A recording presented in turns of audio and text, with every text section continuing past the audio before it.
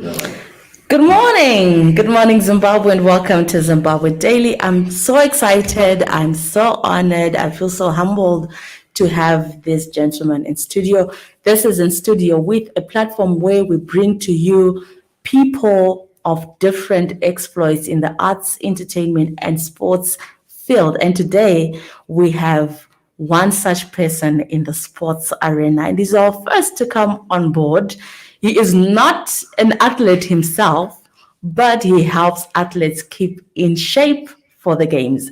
His team won gold medals at the Olympic Games, so I'm excited to introduce to you Gareth. Gareth, welcome to Zimbabwe Daily. Thank you very much for having me. It's a pleasure to be here. Awesome. Yes. Tell us a little bit more about yourself and the work that you do.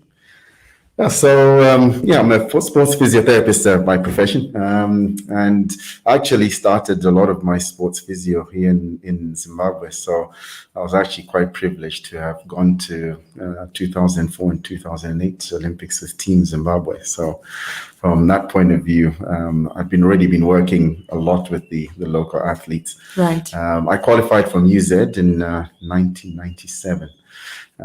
And so started working with the hockey teams shortly after that, because that was my sport. I was a hockey player. Oh, I see. So I'd been playing up until Zimbabwe under 18 level at that stage. So worked with the hockey teams. Naturally, was a natural progression for me just to start working with them, and a bit of gymnastics, track and field. And then also in that time, I was working at Sani Mugabe Central Hospital for about a year and a half, and then moved into private practice in Borodom, then eventually set up my own private practice in Bulawayo. Right. So that was those were good days then. But I think as far as sports physio is concerned, my big break really came when I started working with the Davis Cup tennis team. And Byron and Wayne and Kevin. And I think they really exposed me to, it was my first real exposure to, say, world-class athletes. Wow. I love those guys. They were absolutely amazing. Yeah. And I think they set a precedent for me, which has been very hard for, to beat, just in terms of their professionalism, their kindness and generosity, how they treated, people that worked around them and with them. I think they were, and apart from being, excellent ambassadors, for the country and just, good people around. They really helped me to understand, what they needed. I think it was my first time really starting to discover, okay, there's a level above what we're doing here. Right. Which, so that was fantastic. And at that time, they were still at the top of their game. So it was really like a window and an insight into that process. After 2004, I moved to the UK and started working for the English Institute of Sport in 2006. And that's really an organization where you bring all the top sports medicine and sports science people together, and they work with the different Olympic sports in the UK. And so that's when I was introduced to diving. I was working with diving as a number of other sports that were based in Sheffield. There was boxing, table tennis, just to name a few, volleyball as well. And so for me, it was a fantastic experience actually working alongside, other physios. And then after 2008, we started working we had to choose a sport. So I ended up choosing diving. Why diving? It was interesting. It's an interesting question. One, it was a sport which I had no frame of reference for. Right. I track and field, I understood hockey. I understood. I understood. But right. I liked the challenge, and as I kept being reminded, Zimbabwe had a world champion in diving. Evan Stewart. Oh yes, 1994. Yes. I was, when they were telling me this, I was embarrassed to tell them I actually went to school with him. He was 2 years younger than me. And I remember the day when they announced it in assembly that, Evan Stewart has won the world championships. And we were like, what? But, now looking back and, having worked in the sport, I understood, what a monumental achievement, that was at the time. So I think that, there's always something that you have a little connection with. And, I ended up with diving. I left the Sports Institute to become the head physio at diving for a number of years up until Rio in 2016. But yeah, it's been a great journey for me in terms of discovering, what the limit of my abilities, and Right. working within a high performance system as well. And in doing that, you're also exposed to other high performance systems around the world. Right. And you have a chance to look at those and see how, the different countries have adapted to create their own high performance systems. Wow. I mean, it's so inspiring to hear that journey. That takes you like what, 13 years? Yeah, it's 15 years now with 15, yeah. With the sports. I So, didn't in med sky, so yeah. But I was close. I was close. Okay. Wow. Yeah. Okay, so we are coming to you live from our Zim Daily Studios. If you're tuned in, do feel free to send in a message, a high five, a word of encouragement. If you find inspiration and you'd also want to work within the field of physiotherapist, we have Gareth here, and he's got 15 years experience working with sports persons. We'll take a short break, and when we come back, we go deeper into the stories.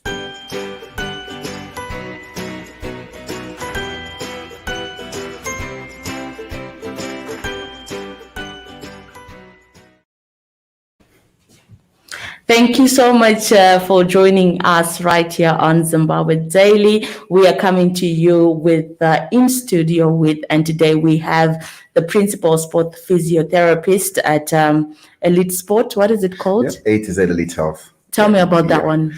So it's basically a private practice that I set up in the UK, but I'd set it up initially with one of the top sports doctors in the UK, Dr. Basede Ajayi.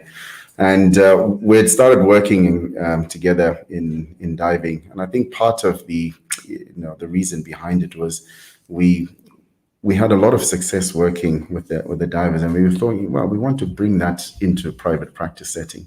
Right. I mean, every time you hear of sports people when they get injured, there's the timelines. Then you see them come back. It's quite common in football. They come back and they're performing at the same level that they were before. Right. And we're thinking, well, this is possible in the elite world for a number of reasons, and we want to try and bring that same kind of level of dedication and professionalism into the private practice. One of the key things about that is that it's a multidisciplinary team that works. So if someone gets injured, it's not just the physio, it's the doctor, it's the strength and conditioning coach, it's the nutritionist who has to adjust the nutrition and maybe try and ensure that they heal as optimally as possible. It's the psychologist, is trying to help them to deal with, not competing and getting over the injury and just doing the mundane things that they need to do on a day-to-day basis, but just still keeping them sharp, mentally, so when they return, it's as seamless as possible. So A to Z Elite Health really is that we have a multidisciplinary approach to dealing with injury, and it's worked very well, for us. And obviously, it's quite an intensive process. You can't see thousands of people at once, but I'd say there's a lot of competition, and we've just found that this is a model that works very well for us, and just continuing to work in elite sport and in private practice is a great balance, for me. I did get into physio because I wanted to help people, also because I love sport, but for those reasons. But the balance for me has been really good. Whatever we develop in sports physios, and it's an ever evolving thing, If you break a world record today, well, tomorrow it's not good enough. You have to do it again. Right. So everything you did, all the innovation that went into that, the time, the effort, you've got to go back all through it and say, where can we find 1% to make it better? Where can we find 1% from physio, from nutrition, or from strength and conditioning? Right. And that's what we're looking at, just trying to aggregate small improvements. So anything we discover with that, I take into the practice in private practice. So it's a really good balance. You really explain things in a very clear way. And I'm trying to think, do we have that kind of setup here in Zimbabwe with our athletes? And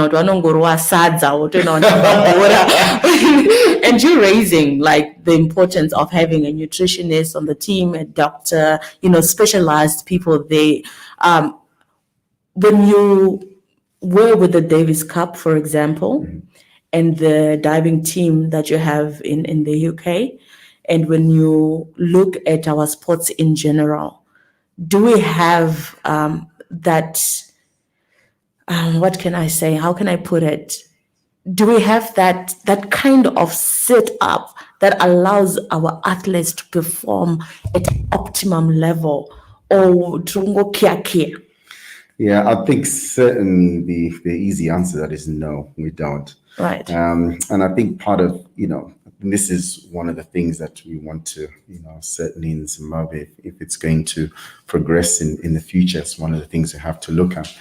So in our successful athletes are always successful once they leave and they're exposed to that system. So they Right. tend to go to the US to university, for instance, and that is what they're exposed to. They have. So if you think of, Kirsty, even the Black brothers, Kara, Right. Yes. all our top athletes are sprinters that have, it's not that they didn't have talent. The talent was identified here. We clearly knew they were good before they went. They were breaking all the records and things, at school level. So what we have here is a great system for identifying talent. The school system and the way the sports competitions work and the way sport is integral in the education process here is fantastic, because and the regular competition the schools are having against each other means that you're identifying the talent. Right. But after that, we don't have a system to support that. And it's a number of things. Once our athletes go overseas, they are exposed to sports medicine, sports science, which is on a different level. They have all these people that are just working around them and the coach to help them to improve. Right. So if track and field guy, when he leaves Zimbabwe, he's running the 200 meters and 20 seconds, or let's say 22 seconds. And they're saying, well, look, world's best is 19. We need a progression for you to get there. Right. How strong do you need to be? What do you need to be eating? How often do you need to train? Right. all of these things get put down at a project with markers along the way, where we'll say, right, in 1 year you need to be here, in 2 years you need to be here. And that also includes regular competition. And so that's what they have in the college circuit. You're regularly competing as well.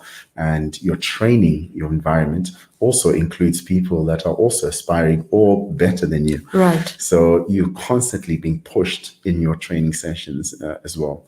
And these are some of the elements that make it, very different to here. So I think, sometimes the professional sports are able to do a bit more. So cricket, for instance, set up its academy. Right. And so they're probably the closest in terms of that. They do have those professionals that are within there. And I think, when we were doing really well with the cricket, actually we had a very viable league. And it meant that there was a lot of competition, that was happening.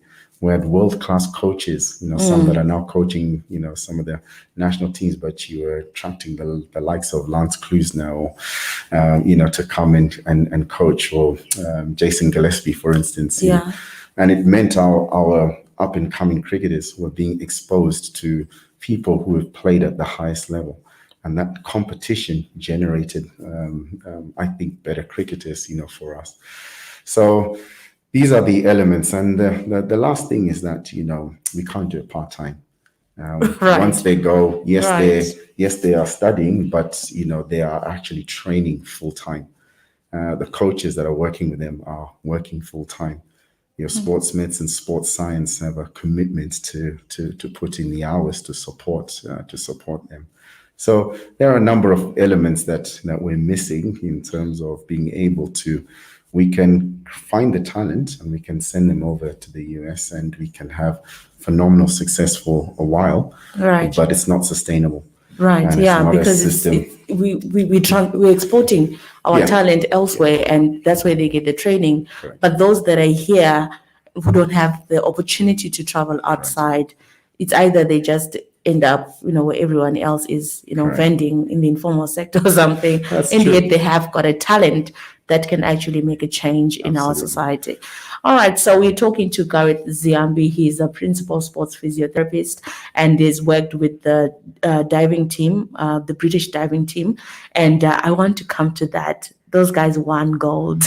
How do you train somebody for a gold medal? We're coming in from, well, we're still in the COVID-19 era.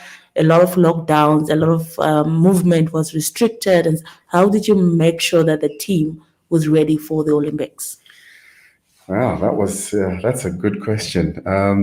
I think in terms of the first question about how you train someone for a gold medal, the first thing to do is to identify what a gold medal performance is, Right. what you predict it's going to be. And that's an analysis. You're looking at the trends, as they've been happening. You're looking at the world's best, and then you're saying, in this particular event, we were thinking something around 470, 480 points would be competitive enough to do that, which it ended up being. And then once you have that, you then start to break it down. The coach will say, these are the technical improvements I need to make. This is what I need. And then it comes to us as the sports science staff.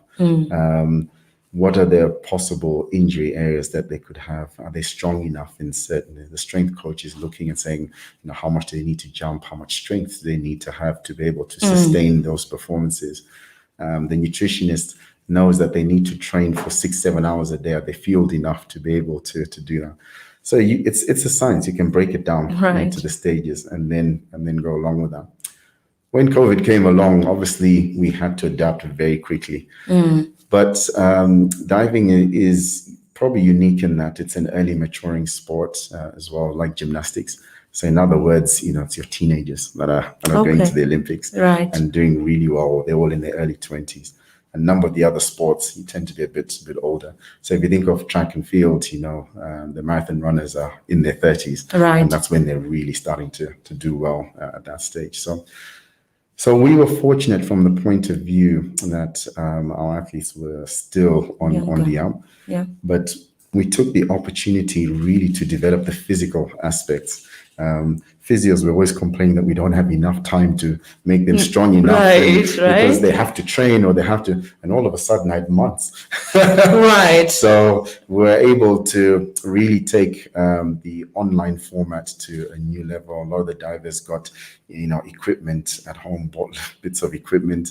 They were doing somersaults at home. We're doing a lot of workouts.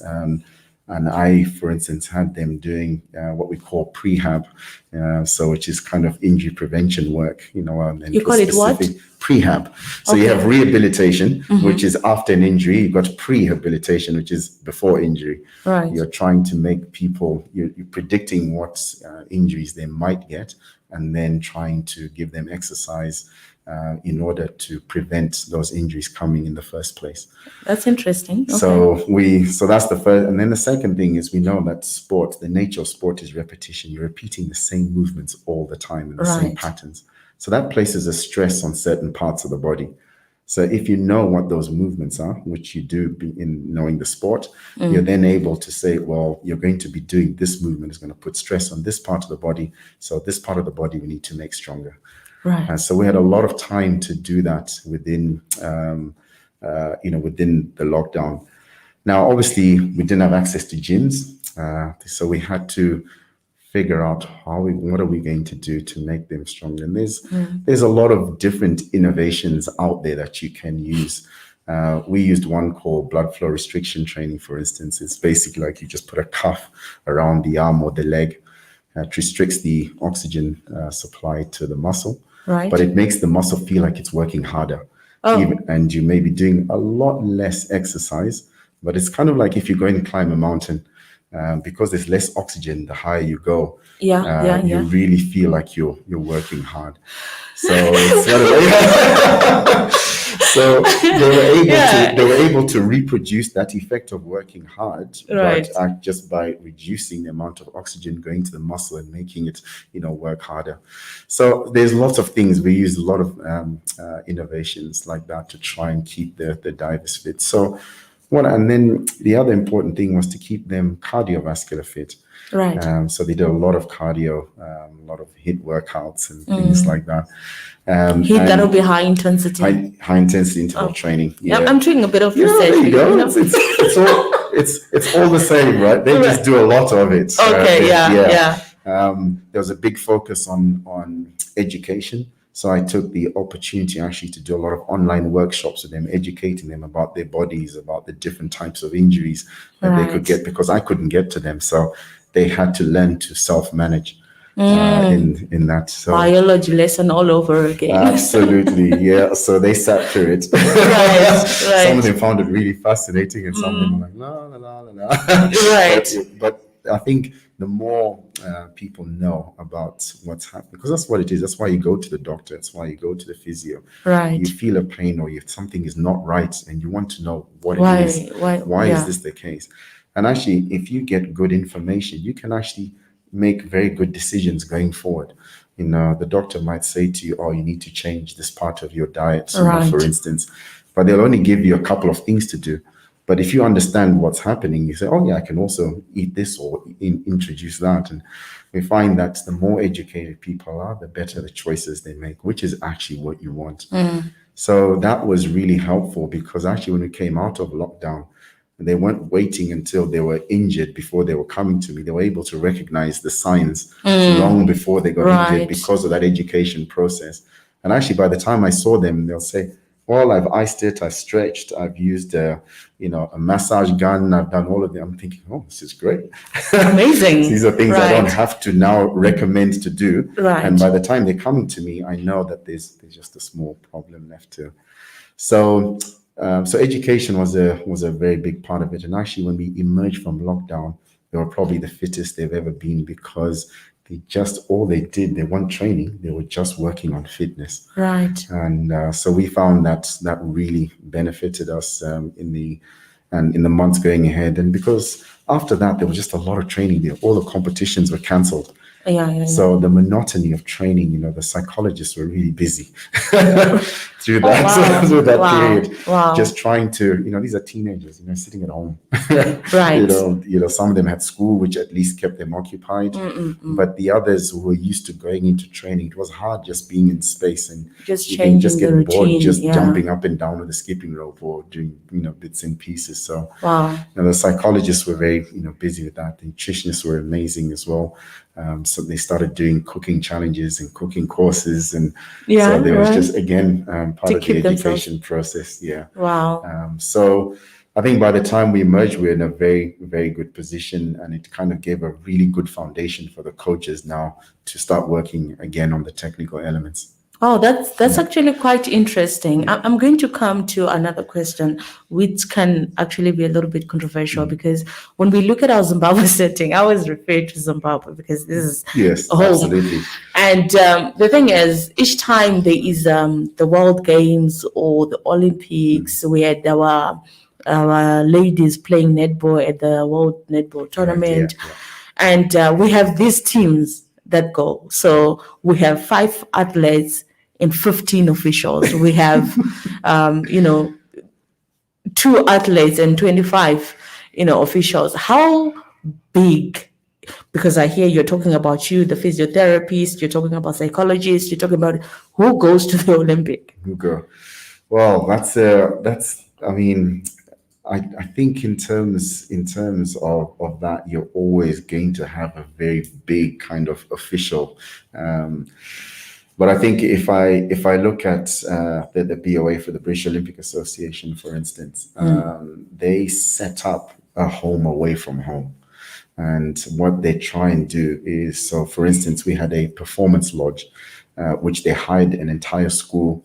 They had the gym there. They had a dining facility there. They had treatment rooms if needed. But the admin to run all of that also came. So they even come with technicians to set up the networks, the Wi-Fi networks and things like that. So I think it is big, but everyone has a very specific task, Right. and everyone's working very hard in terms of that. I think it's not necessarily officials feel that they've earned their right to go and are going to go and sit, and everyone who's there has a job to do, Right. and it's very much them. So even in terms of the sports team, so what we call the support staff, and this is where we would fall, performance staff would fall under. not all the teams, because you're limited by the amount of accreditations you can take. So Okay. accrediting means that you have access to be in the village or at the games. So usually for every athlete you qualify, you have maybe 3 or 4 accreditations for that go for the sorry, so they are still around. For every 3 or 4 athletes you have one official accreditation. So, for Oh, instance, for diving, we're 12 athletes altogether. So that means there were 4 official accreditations that were there, and we okay. had to fight for a couple more. Diving is, and the individual sports are difficult because each of those have their own coaches. So Right. it's not necessarily the same coach. So you gotta, those accreditations would go to the coach, and they try to, and then the performance director, who is like the boss of the sport, will come, because all the Right. strategy, comes under him. We we went to the COVID officer this time rather than team manager, because it's in COVID times. Right. That's what, and they were coordinating all our testing on a day-to-day basis, sample collection, and all the apps, and it was a big process, just following all the protocols. So that was a very necessary thing as well. And then the other person, and it was myself, the physio. So that's talking about just diving. A Right. team sport, let's say like hockey, for instance, they'll have 15 or 16 players. So they get more official accreditations. So you can take the coach, the head coach, the manager, maybe a nutritioner or something. It just depends on the team sizes. But I think what's clear from what I see is that everyone has a job to A do, and they're job to doing do. that too.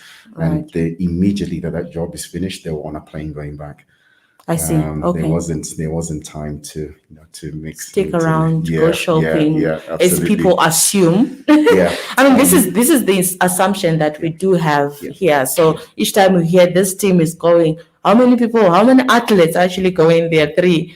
And how many officials? 13. Then you wonder, okay, so who are these 13 people? Are they the coaches? What? yeah. So And I yeah, think that should be listed. I mean, that these are the roles and things that people are following out there, because certainly what you're wanting, to know is that the athletes that are going out there are supported, that they have everyone who's there to take care of their needs, so that the only thing they need to do is to perform. right, And so we talk about having world class athletes, but world class coaching, but also world class administration. You know, right, even just the person booking the plane tickets is important, because right, when you arrive, the time you go, and it's all becomes. So if you're traveling as far as Japan and there's jet lag, what's the optimum time to arrive, and things like, even that is important. right. So everyone has and as long as everyone in that delegate is there supporting, and in their role is supporting what's going on, then there's no problem with them being there. I think what we're talking about sometimes is, well, you've made it onto the board. Yeah, So yeah, you yeah. can go. Right, Yeah. right, So again, it's a different mindset, and the mindset is a performance one. As soon right. as we're starting to talk about performance, not getting to a world championships or making a big tournament, mustn't just be the aim or the achievement. We've made the finals. It must be, we must have the ambition. No, we want to do well in this, and what do we need to do in order to, now that we're there, to support the team to achieve their best. Wow. Yeah. Wow. And just as we want to round up this, thank you so much. We are talking to Gareth Ziyambi. He is a sports physiotherapist, and he was working with the British Olympics team, diving team. And yeah, he's just sharing his experiences and also some advice. Now, as we conclude, Gareth, I would want to know recommendations that you would put through to our Ministry of Sports in terms of sports development and sustaining, the talents that we have. Because I think the greatest fear that most of us have is we do have the talent, Correct. but as long as it doesn't go out there, it's not going to do well. We have got our own athletes who are now playing their trades in other national teams, like in South Africa, we have the Beast, and you can't really say, come and play for Zimbabwe. The team is there, but it's not going to perform at the levels that South Africa is performing. And there's so many young people whose talent continue to just, sip away because of what we don't have. So in the event, if we look, because I think the foundation is there, as you've already said, we can identify the talent. What would be your recommendation to our sports commission in Zimbabwe to say, these are the steps that we need to make? It's not going to happen overnight, but it's a science. Break it down for us so that we know what do we need to start doing right now, so that 5 years from now, we're able to produce an Olympics team that can win medals coming from Zimbabwe. Absolutely. Trained everything in the Zimbabwe. That is absolutely the key. First thing I would say is in the minister, you have someone who already knows all of these things. Right. And, Kirsty is someone who was exposed to that system and was the focal point of that system. Right. Where she was in the US. So all those people working around her, as she developed as an athlete, and she started to know what she needed from each one of those. Right. So she knows how a high performance system needs to operate and needs to work. So probably a lot more than I do, because she was the focal point. Right. So from that point of view, I'd certainly say that the things that I would talk about are things that she's very much already aware of. Yes. And to be trying to find a way now to bring all of those things together. So, but the key things that are there are quite simple, really. The first thing is you have to have the ambition. You must have the ambition.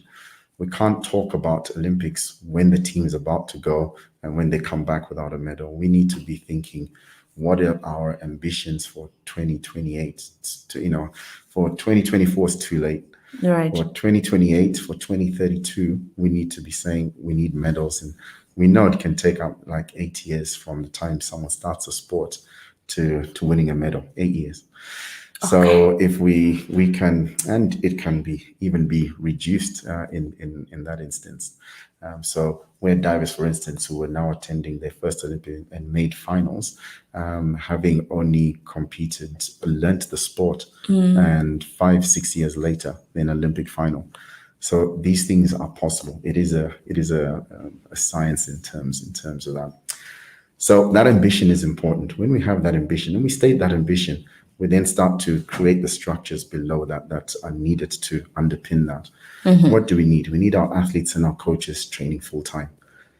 You can't expect them on, having to work to try and support themselves, and then you want to it just won't work. No, yeah. So that needs funding, and this is the scale of this is huge, because the different countries have had to come up with different funding models for their athletes. So in Great Britain, for instance, they use the lottery. So the government gets a whole lot of money from betting in the lottery. And what they do is they assign some of that money to the sports. Some countries will enroll their athletes into the army as cadets, so that they're getting a salary. I see. Okay. And while they're still competing internationally, they'll continue on the payroll. And then afterwards, when they leave, it's a discharge. They get paid a lump sum, like any standard army officer would.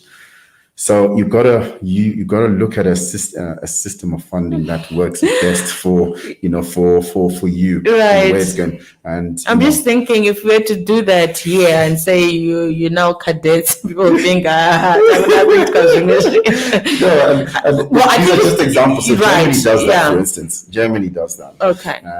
And then obviously, a country like China has just got a big, but what they've done is they've created national training centers.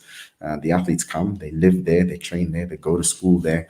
And so they've gone down the model that, no, we don't need to, we just need to take care of all their needs. Right. And then they don't need anything else.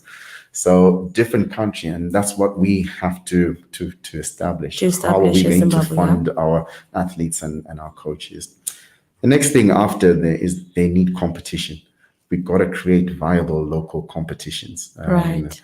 And this is now something that, the national governing bodies, have to work with the private sector to start creating these competitions. Right. And obviously, if people are going to invest in those competitions, they need to know that the money is going to those competitions.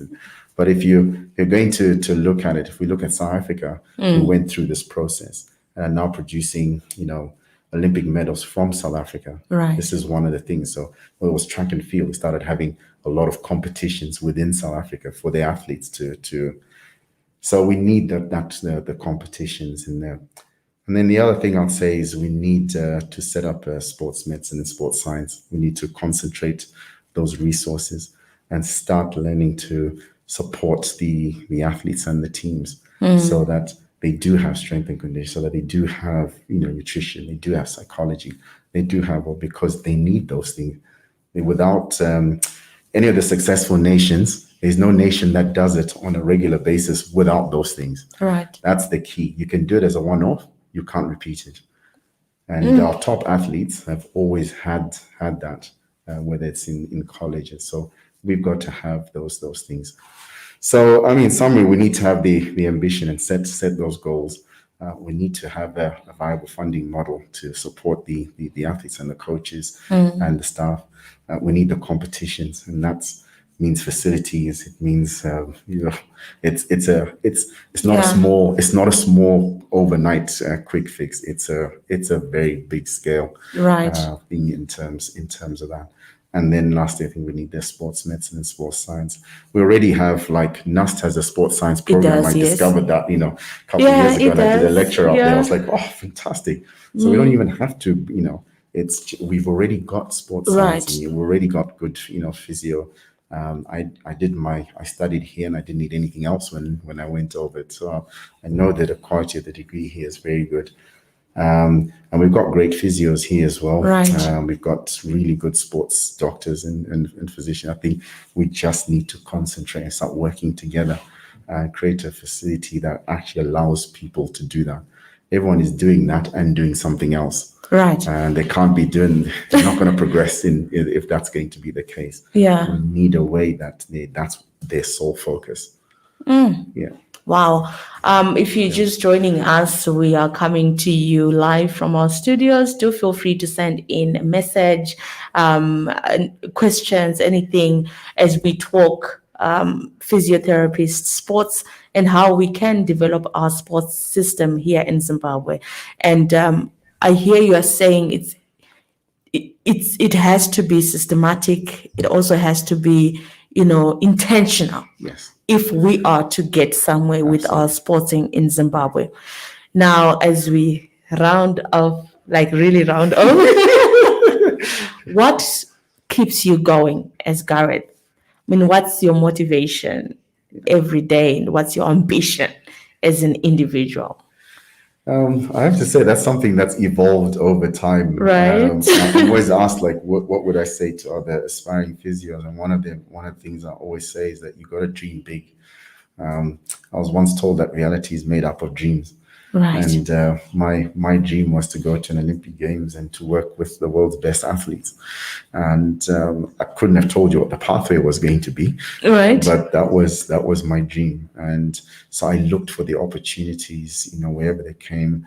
And I tried to equip myself as best as I could so that when the opportunity came, I was ready, or at least ready to learn, or ready Right. to progress. But for me, I've always wanted to be a complete physio. So someone who is able to deal with whatever situation that arises in front of him. So I've worked hard to. I always say, like, it's like, a carpenter with all the tools in their kit will go to a job. You don't know what's waiting for you there, Right. but if you need to have those tools in case, because you don't know. And if you suddenly see something, go, oh, I don't have the right wrench, I don't have the right spanner. Right, Now you're having right. to. And as a physio, that's how I started seeing all the. So whether it was learning different treatment techniques or looking at the different technology that's out there, there's so much technology that's coming through, and see, can that help my practice? Can it not? And and just learning from other sports physios that were around, not necessarily even ones that I could communicate with. I mean, I travel and I'll watch maybe someone from South Korea doing something Right. really amazing. I think, oh, I like that. Uh-huh. And I'm assimilating that into my practice. Right. So just being complete, that was a real motive, because it kept me going. It keeps me saying, right, what's out there. And I always felt like, if I, just like the athletes, if I feel I've reached there, then I'm already going backwards. Yeah, right. Once you So you get have to keep learning. you have to keep, yes. Right. So Usain Bolt, once he broke the world record once and won his Olympic medal, the next time you're only as good as the last performance, right? Right. And I may have success getting someone back from an operation and competing, but what happens the next time? And you've got to keep, progressing. COVID, as you saw, presented a challenge. I Right. had to adapt and to learn and take all the principles and figure out. So, for me, that's very much a thing that move. But also my other, really big. I'd love to see you said it earlier, Zimbabwean athletes doing well at the Olympics, but having trained Right. and Yeah. benefited from the system here. Right. That's something that would be a great motivation for me to do so. Yeah. In one awkward moment of your life. One out of many. Oh my word! I can imagine. Oh my god! I need a spray or something, and you don't have it in your bag. Oh yeah, that's. I remember once I was doing just some ultrasound on a patient, and it was one of the machines which didn't have like lit up or anything like that, and I'm busy chatting and I'm talking and I'm going round and round in circles doing the thing, and then I'm thinking, surely it's time now, and then I look and I think the machine is not on. Oh my god! And then the funniest thing, afterwards I finished it, I said, I think I'm going to stop now. Okay. You have to style it out, you see. Okay. Yeah. And the patient goes, oh, it feels so much better. And I'm thinking to myself, well, the next time, what am I going to do? Am I going to switch the machine on, or am I going to leave it off? Oh my word! Yeah. So all of the physios would tell you something like that, or you start, you're treating the right knee, and then they turn over and you start treating the left one, and then they say, you do know it's the right one, don't you? Oh yeah. I was just checking that the left one is okay. It's okay. Yeah. Oh, awesome! Yeah. Thank you so much, Gareth, pleasure. for coming through to our platform. We are growing, so it's exciting when we see people who are getting there, with every step. So we know that even when we are starting now, we just need to have the consistency and the ambition. Absolutely. We put the systems in place and we will get there. Yeah. So thank you so much for coming and inspiring us, inspiring you. And do know and do remember that every day that we have is an opportunity to change, to adapt, and to grow. My name is Yvonne Muchaka, and as the host on the program. And Gareth, thank you so much for being here. Thank you very much for having me. It's been great. Thank you. Awesome. So we've come to the end of our program today. Do join us again for more information right here on Zimbabwe Daily. Have yourselves a wonderful rest of the day.